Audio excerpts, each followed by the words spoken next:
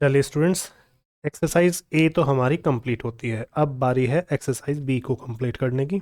ध्यान से देखो, एस वी बख्शी की बुक की एक्सरसाइज है। प्रीवियस वर्जन जो आता था बहुत ही अच्छी एक्सरसाइजेज हैं, इसीलिए इनकी प्रैक्टिस अच्छी रहेगी। ठीक है, ध्यान से देखना, बहुत प्यार से समझो, थोड़ा स्लोली समझेंगे और एक एक चीज़ को थोड़ा अच्छे से और प्रोफाउंड लेवल पर लेकर के जाएंगे।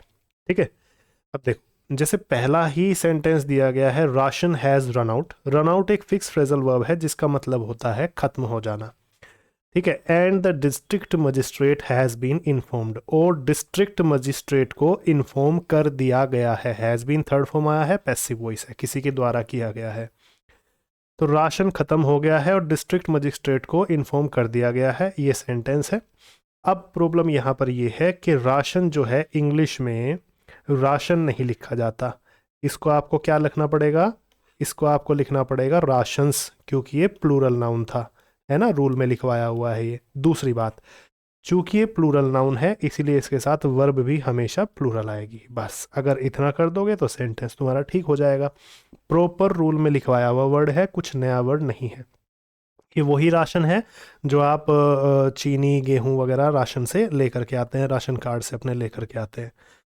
नेक्स्ट है, the tables would in is infested with. जो टेबल की लकड़ी है वो इन्फेस्ट हो गई है, दैट मीन्स संक्रमित हो गई है might say.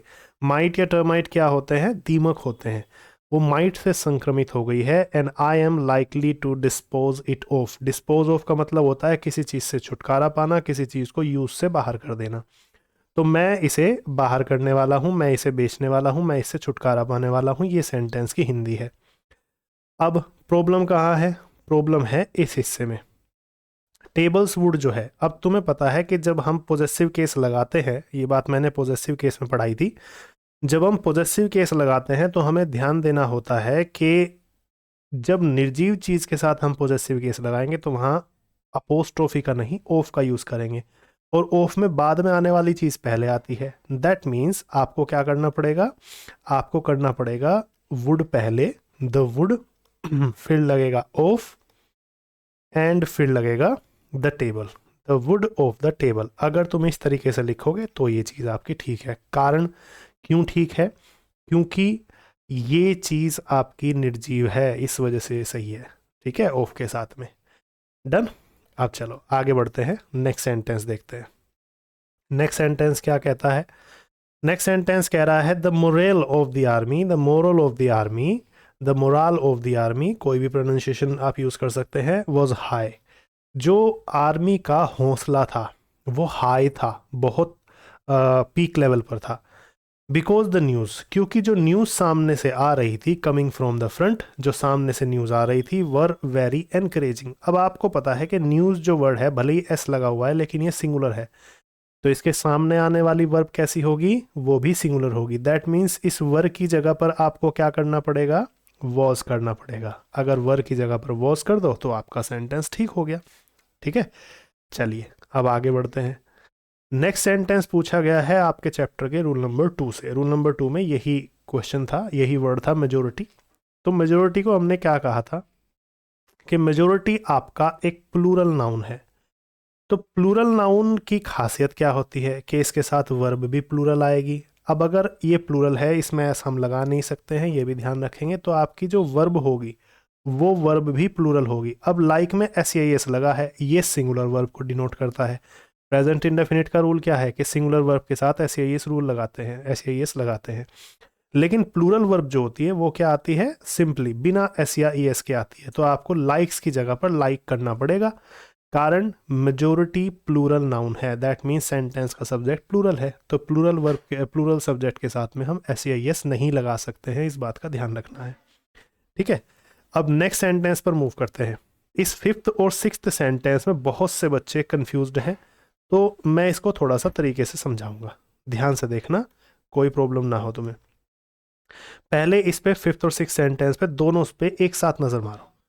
A variety of books, कुछ प्रकार की किताबें हैं, इज अवेलेबल, जो कि अवेलेबल है मार्केट में, to help the students, students की हेल्प करने के लिए, क्वालिफाई कॉम्पिटिटिव एग्जाम, जिससे कि वो कॉम्पिटिटिव एग्जाम्स को क्वालिफाई कर सके। आगे है variety are the spice of life. Variety, विभिन्नता ही जीवन का असली स्पाइस है, जीवन का असली मसाला है, जीवन का असली मजा है। अदरवाइज, अन्यथा लाइफ में बिकम, अन्यथा लाइफ कैसी हो जाएगी, dull and drab. That means बिल्कुल नीरस हो जाएगी। Dull and drab phrase use कर सकते हो आप, इसका मतलब होता है नीरस। अब ध्यान से सुनना, मैं कहता हूं कि अ वैरायटी ऑफ बुक्स है, कुछ प्रकार की किताबें हैं। अब ये जो ए वैरायटी ऑफ है ना, ये एक्चुअल में एक फ्रेज है। फ्रेज क्या है, a number of. A number of का मतलब होता है कुछ, चाहे आप ए नंबर ऑफ लिख लो, चाहे आप सम लिख लो, या चाहे आप ए वैरायटी ऑफ लिख लो, ठीक है, चाहे आप ए वैरायटी ऑफ लिखो। तीनों के बाद में आपने एक नाउन लगाया हुआ है और वो नाउन आपका प्लूरल है। क्यों? क्योंकि कुछ का सेंस है। जैसे हम सम पीपल कह देते हैं, ध्यान से समझना इस चीज को, तो पीपल कैसे है, प्लूरल है, कुछ लोग। तो ऐसे ही इनमें से कोई भी फ्रेज तुम यूज कर लो, इसके बाद भी जो नाउन आएगा वो भी प्लूरल होगा। इससे क्या बात क्लियर हो जाती है कि सम का जो सेंस आता है, या फिर ए नंबर ऑफ का जो सेंस आता है, या ए वैरायटी ऑफ का सेंस आता है, वो प्लूरल नाउन के साथ आता है। इससे प्रूफ हो गया कि सम या ए वैरायटी ऑफ के साथ जो भी वर्ड लिखा हुआ है वो प्लूरल नाउन को डिनोट कर रहा है, या पूरा का पूरा फ्रेज ए नंबर ऑफ या ए वैरायटी ऑफ को नाउन को मिला करके जो पूरा फ्रेज बना वो प्लूरल सब्जेक्ट को इंडिकेट कर रहा है। इससे हमें क्या कंफर्म हो गया कि हमारा यहाँ से लेकर के ए वैरायटी ऑफ से लेकर के ए वैरायटी ऑफ बुक्स तक का पूरा जो सब्जेक्ट बना ये प्लूरल है। अब प्लूरल अगर सब्जेक्ट आ जाए तो हम क्या करेंगे, हम इसकी वर्ब को भी प्लूरल कर देंगे। दैट मीन्स एरर कहाँ है, इज के स्थान पर आर करना होगा। सेंटेंस आपका ठीक हो गया। A variety of books are available in the market. कुछ प्रकार की किताबें या कुछ तरह की किताबें या कुछ किताबें मार्केट में अवेलेबल है स्टूडेंट्स की हेल्प करने के लिए। सेंटेंस आपका कंप्लीट हुआ। अब आगे जो सेंटेंस कहता है, आगे क्या कहता है, आगे कहता है कि वैरायटी जो है, वैरायटी ही जीवन का असली स्पाइस है, विभिन्नता ही जीवन का असली स्पाइस है। जैसे मैं कहूँ कि swimming is good for health, swimming is good for health, swimming इसके लिए अच्छी है। तो ऐसे ही वैरायटी है, वैरायटी भी एक सिंगुलर नाउन है। विभिन्नता, मीनिंग क्या हो गया, विभिन्नता, अलग अलग प्रकार की चीज़ें।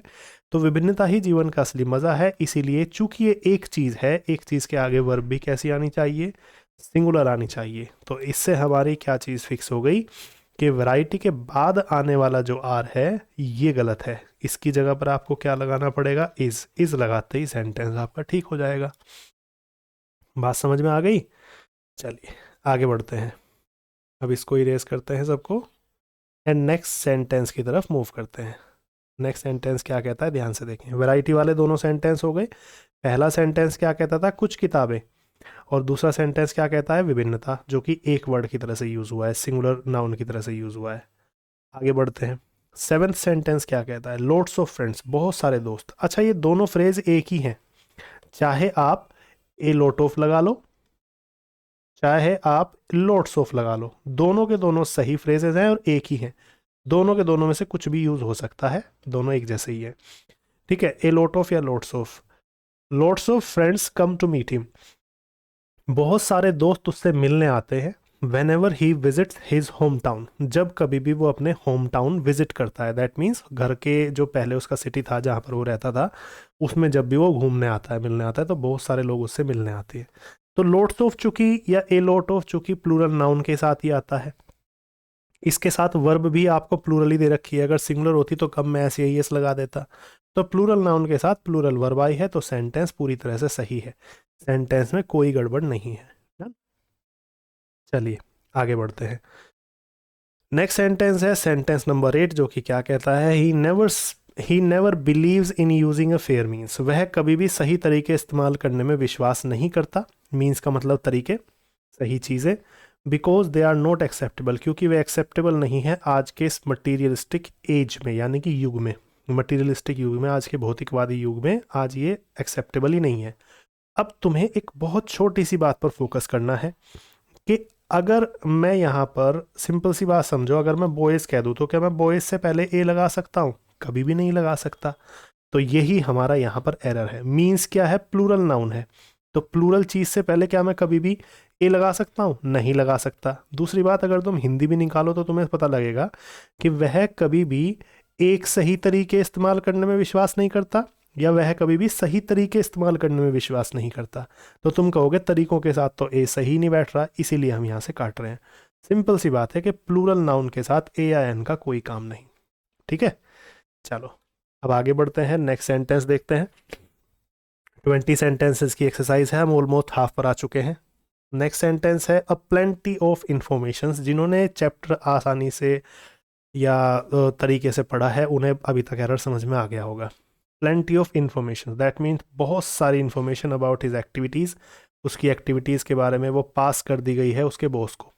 उसके बॉस को पूरी की पूरी या बहुत सारी इन्फॉर्मेशन, बहुत सारी जानकारी दे दी गई है उसकी एक्टिविटी के बारे में। आपको सिंपल ये करना है कि इन्फॉर्मेशन सिंगुलर नाउन होता है, तो इसमें एस कभी भी हम नहीं लगा सकते। इन्फॉर्मेशन में से एस काट दो, आपका सेंटेंस ठीक हो गया। अ प्लेंटी ऑफ इंफॉर्मेशन, समझ गए? चलिए आगे बढ़ते हैं, नेक्स्ट सेंटेंस देखते हैं। सिंगुलर होता है, सिंगुलर वर्ब आती है इनके साथ में। I can not come to you now, मैं तुम्हारे पास अभी नहीं आ सकता।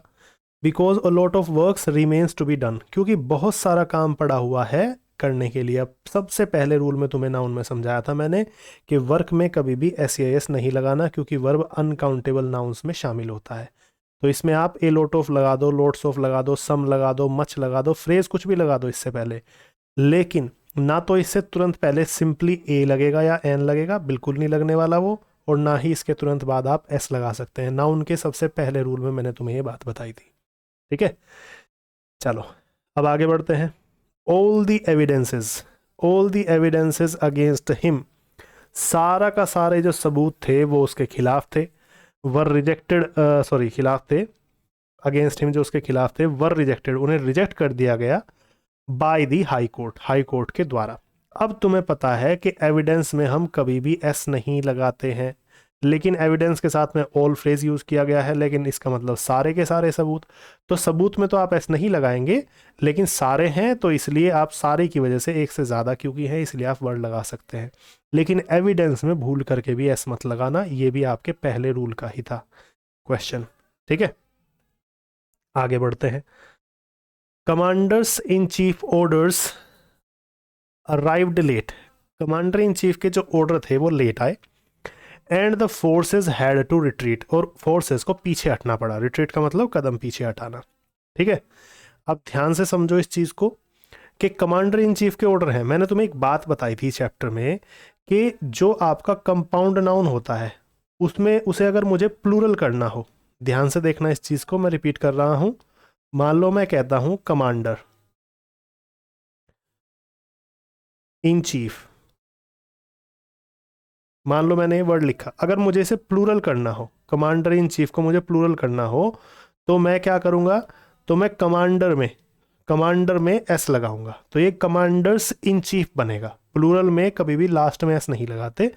लेकिन अगर इसमें अपोस्ट्रोफी लगाना हो तो अपोस्ट्रोफी हमेशा अंत में लगेगा, ये मैंने बताया था। तो कमांडर, इसके बाद इन, फिर उसके बाद जो आप चीफ लगाएंगे उसमें अपोस्ट्रोफी एस लगेगा, ना कि कमांडर में। इसने क्या कर रखा है, यही गलती कर रखी है। कमांडर में जो अपोस्ट्रोफी एस ये लगाया हुआ है इसने, ये आपको यहाँ ना लगा करके चीफ के बाद लगाना है। समझ में आ गई बात? फिर से रिपीट करता हूँ, जो कंपाउंड नाउन्स होते हैं उनमें अगर प्लूरल करना हो तो मुख्य वर्ड में एस लगाते हैं, दैट मीन्स कमांडर में एस लगाएंगे, लेकिन अपोस्ट्रोफी अगर लगाना हो तो वो हमेशा अंत में लगेगा। बस ये बात आप याद रखें। ये बात मैं आपको पहले भी बता चुका हूँ और अब मैंने तुम्हें यहाँ पर रिपीट की है ये बात। डन, चलो अब आगे बढ़ते हैं, नेक्स्ट सेंटेंस की तरफ मूव करते हैं। तो हमने यहाँ पर कर लिया आराम से कि अपोस्ट्रोफी एस चीफ के तुरंत बाद आएगा। आगे बढ़ते हैं। Have you deposited the proceed in the bank और नॉट, क्या तुमने जो लाभ का पैसा था, जो हमारा लाभांश था, वो बैंक में जमा कर दिया? तो अगर तुम ध्यान से देखो तो प्रोसीड को तुमने आर्टिकल लगाया इससे पहले, इसका मतलब नाउन है। तो चूंकि लाभांश है, लाभ का पैसा है, तो इसे हम नाउन के रूप में क्या लिखते हैं, इसे प्रोसीड्स लिखते हैं। ये भी रूल में तुम्हें वर्ड लिखवाया हुआ है, क्या तुमने प्रोसीड्स जमा कर दिया है बैंक में, ये वाली चीज़ थी। डन, तो सिंपली नाउन का रूल था, वर्ड था एक रूल में से कि हाँ ये सिंगुलर होता है या प्लूरल होता है, इसके साथ लगता है, इसके बिना लगता है। अगर तुम्हें ये बात याद है तो सेंटेंस तुरंत हो जाएगा। ठीक है, आगे बढ़ो। नेक्स्ट सेंटेंस देखो क्या कहता है, you can buy the scissors, तुम सीजर्स खरीद सकते हो, तुम वो एक ऐसी चीज कैंची खरीद सकते हो दैट इज शार्प, जो कि तेज हो। अब सीजर्स तुम्हें पता है प्लूरल नाउन है, ठीक है, तो प्लूरल नाउन के साथ वर्ब भी कैसी आएगी, आर आएगी। सीजर्स अपनी जगह बिल्कुल ठीक लिखा हुआ है, लेकिन इसके बाद आने वाली वर्ब जो होती है वो प्लूरल होती है, ये बात ध्यान रखना। ये भी सीधे रूल से आया है, कोई बाहर से क्वेश्चन नहीं पूछा गया है। आगे देखो 15th सेंटेंस क्या कहता है, he goes fishing every day, वह हर दिन फिशिंग के लिए जाता है, मछली पकड़ने के लिए जाता है, एंड ब्रिंग्स और लाता है बहुत सारी मछलियाँ, और बहुत सारी मछलियाँ पकड़ के लाता है, that his wife कुक्स for him, जो कि उसकी वाइफ उसके लिए पकाती है। अब ध्यान से तुम्हें समझना है कि मछलियाँ चाहे कितनी भी सारी हो, अगर वो एक ही प्रकार की हैं तो उसमें ऐसे ही हम नहीं लगा सकते, ये बात तुम्हें कई बार मैंने बताई है। इवन मुझे लगता है शायद 3rd या 4th रूल था, उसमें मैंने इस चीज़ को डिटेल में बताया था कि कब हम ऐसे लगा सकते हैं कब नहीं। सिंपली प्लूरल दिखाने के लिए फिश में आप कभी भी एस ना लगाएं, अ लॉट ऑफ फिश ही कहो, फिशेस कहने की गलती मत करना, ये बात ध्यान रखना, ठीक है। नेक्स्ट एग्जाम्पल देखो, नेक्स्ट एग्जाम्पल क्या है, the house is made of bricks stones, bricks और स्टोन से बना हुआ है, मार्बल से नहीं बना हुआ है। ये बात इसने कही है कि घर बना हुआ है किससे, ईंट पत्थर से बना है, संगमरमर से नहीं बना है। तो तुम्हें ध्यान रखना है ईंट पत्थर और मार्बल तीनों ही मटीरियल नाउन होते हैं, और मटीरियल नाउन में ना तो एस लगाते ना ही उनके सामने ए आई एन लगाते, तो यहाँ से तीनों में से तुम्हें एस काटना पड़ेगा, क्योंकि तीनों ही आपके मटीरियल नाउन है या अनकाउंटेबल नाउन है। समझ गए, चलो आगे बढ़ते हैं। A pair of spectacles, a pair of कहा है, एक जोड़ी कहा, एक जोड़ी अगर स्पेक्टिकल्स कहा है, अगर स्पेक्टिकल सिंपली कह देता तो वर्ब प्लूरल ही होती, लेकिन एक जोड़ी अगर बोल दिया तो आप हैव नहीं लगा सकते, फिर आपको हैज़ करना पड़ेगा। एक जोड़ी चश्मा, एक जोड़ी चश्मे मिले हैं कहाँ पर, लाइब्रेरी में, ये बात समझो। अगर यहाँ पर मैं ए पेयर ऑफ के बिना खाली स्पेक्टिकल्स कहता तो आपको वर्ब प्लूरल लगानी पड़ती। जैसे मान लो मैं कहूँ माई शूज़, बहुत सिंपली समझो, मेरे शूज़ कहूँ मैं अगर, तो मुझे आर लगाना पड़ेगा या प्लूरल वर्ब लगानी पड़ेगी। लेकिन अगर मैं कहूँ a pair of shoes, a pair of shoes का मतलब क्या है, ए पेयर ऑफ शूज का मतलब है एक जोड़ी जूते। अब एक जोड़ी जैसे ही बोल दिया आपने तो आपको इसके सामने सिंगुलर वर्ब लगानी होगी, क्योंकि एक जोड़ी बोलते ही सिंगुलर बन गया। तो ऐसे ही आपका चश्मा जो है, अगर सिंपली बिना ए पेयर ऑफ के होता तो ये प्लूरल होता, वहां पर वर्ब हैव से ही होती, लेकिन एक जोड़ी अगर बोल दिया, ए पेयर ऑफ अगर बोल दिया, तो वहां पर हमें हैज लगानी होगी। इसी से आपका ये सेंटेंस ठीक हो गया।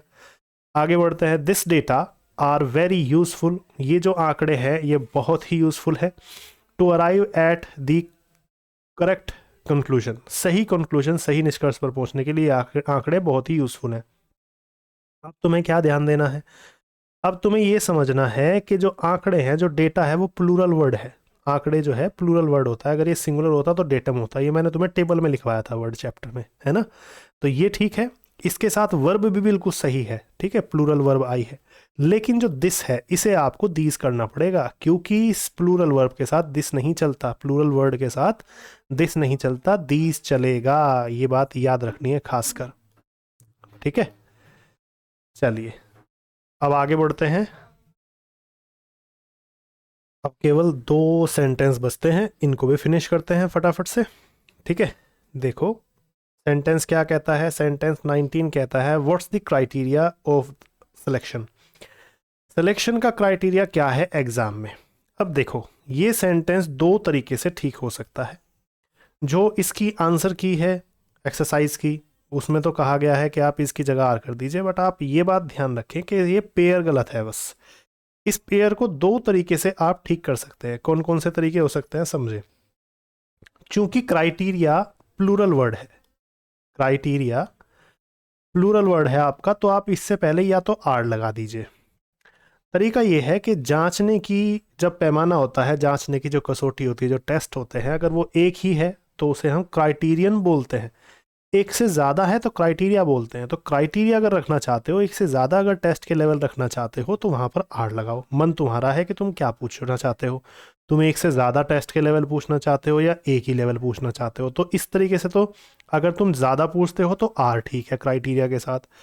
दूसरा तरीका क्या है, अगर तुम इज ही रखना चाहते हो, तुम्हारे मन में है कि टेस्ट का लेवल क्या है, मतलब एक ही तुम्हारे मन में अगर है, तो वहाँ पर तुम क्राइटेरियन कर दो, ठीक है। ये बात मैंने तुम्हें टेबल में लिखवाई थी, है ना।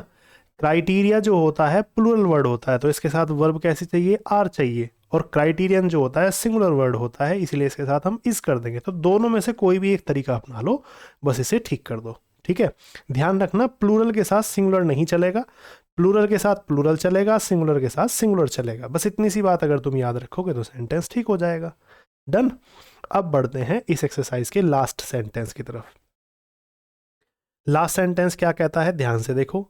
A farmer was leading access, एक फार्मर जो है बैल चला रहा था अपने फील्ड में, अपने खेत में, फॉर प्लोइंग अर्ली, सुबह को जल्दी सुबह को खेत जोतने के लिए वो ये काम कर रहा था। अब तुम्हें पता है बैल अगर एक से ज़्यादा हो तो ऑक्सेस नहीं होता, वो क्या होता है, ऑक्सन होता है। ये वर्ड भी मैंने तुम्हें टेबल में लिखवाया था। तो कोई भी ऐसी चीज़ नहीं है पूरी एक्सरसाइज में जो तुम्हें ना बताई गई हो। ठीक है, सारे की सारी चीज़ें तुम्हें पढ़ाई गई हैं पहले से, और अब तुम्हें बस एग्जाम्पल को थोड़ा सा हिंदी के साथ, थोड़ा सा डिटेल्स के साथ में मैंने तुम्हें अच्छे से समझा दिया है। तो इसी सेंटेंस के साथ तुम्हारी एक्सरसाइज बी भी फिनिश होती है। अब बढ़ेंगे हम पोजेसिव केस की एक्सरसाइजेस की तरफ।